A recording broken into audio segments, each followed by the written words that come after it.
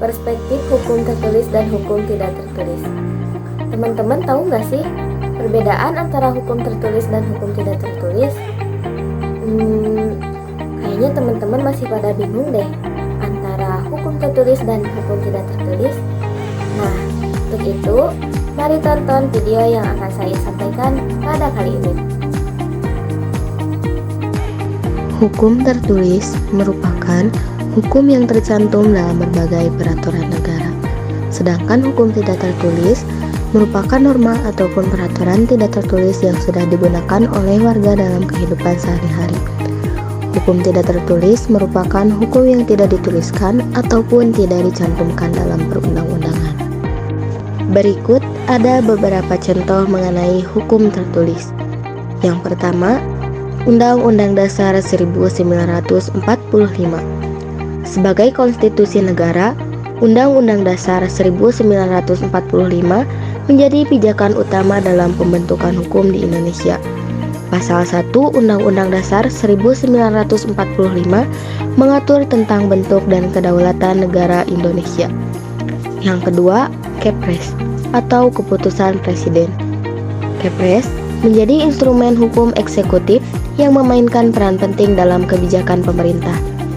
Kepres digunakan untuk mengatur berbagai kebijakan eksekutif yang dikeluarkan oleh Presiden. Yang ketiga, KUHP atau Kitab Undang-Undang Hukum Pidana. KUHP mengatur hukuman pidana dan menjadi landasan bagi penegakan hukum di bidang pidana. Hukum pidana yang terdapat dalam KUHP menjadi acuan dalam penegakan keadilan di Indonesia. Yang keempat, PP atau Peraturan Pemerintah.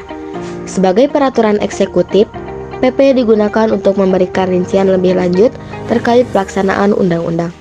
PP dikeluarkan oleh pemerintah untuk memberikan pedoman dalam pelaksanaan undang-undang yang telah ada.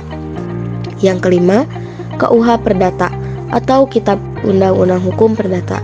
KUH Perdata mengatur hubungan hukum di antara warga negara, termasuk dalam konteks perdata. Hukum perdata ini menjadi acuan dalam penyelesaian sengketa perdata di Indonesia. Berikut ada beberapa contoh mengenai hukum tidak tertulis. Pertama, hukum adat. Hukum adat adalah bentuk hukum tidak tertulis yang tumbuh dan berkembang di masyarakat. Peraturannya tidak tercantum secara resmi dalam perundang-undangan, tetapi telah tertanam dalam kehidupan masyarakat tertentu.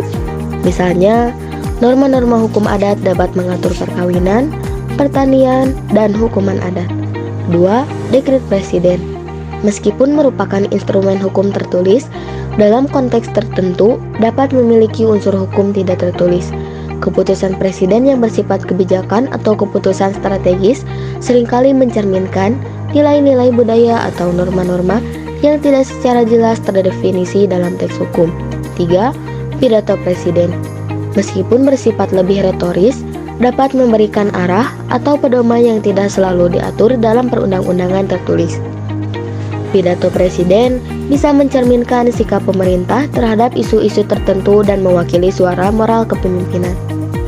4. Pengambilan keputusan berdasarkan musyawarah. Tradisi musyawarah dan gotong royong dalam pengambilan keputusan, terutama di tingkat desa atau komunitas adat, menjadi acuan bagi langkah-langkah yang diambil oleh masyarakat. 5. Etika dan moral. Prinsip-prinsip etika dan moral yang menjadi paduan dalam interaksi sosial dan perilaku bermasyarakat. Hukum tertulis sangat berperan penting dalam kehidupan masyarakat, karena hukum tertulis memberikan kepastian hukum, akses yang adil bagi semua, dan memungkinkan perubahan hukum yang terstruktur. Hal ini bertujuan untuk mengatur perilaku masyarakat sedemikian rupa sehingga tidak melanggar atau merugikan kepentingan umum. Peraturan hukum ditentukan oleh lembaga atau otoritas yang berwenang. Negara yang tidak memiliki dasar negara akan sulit untuk maju dan berkembang karena tidak adanya cita-cita, visi misi, serta tujuan hidup berbangsa dan bernegara akan mengakibatkan masyarakat dan pemerintah tidak memiliki rasa percaya satu sama lain. Begitupun dengan hukum tidak tertulis. Jika ada perbuatan yang menurut hukum adat atau menurut hukum yang hidup di dalam masyarakat dianggap termasuk perbuatan yang melawan hukum, maka KUHP tidak akan mengatakan perbuatan tersebut bersifat melawan hukum, karena KUHP hanya mengacu pada aturan tertulis. Apabila ketentuan hukum yang tidak tertulis menganggap suatu perbuatan itu sebagai perbuatan tercela, maka tidak ada alasan bagi hakim untuk tidak menjatuhkan pidana atas dilakukannya perbuatan itu. Maka dari itu, hukum tidak tertulis termasuk pada hukum adat atau kebiasaan. Jika kebiasaan itu baik, maka tidak akan berakibat fatal, begitupun sebaliknya.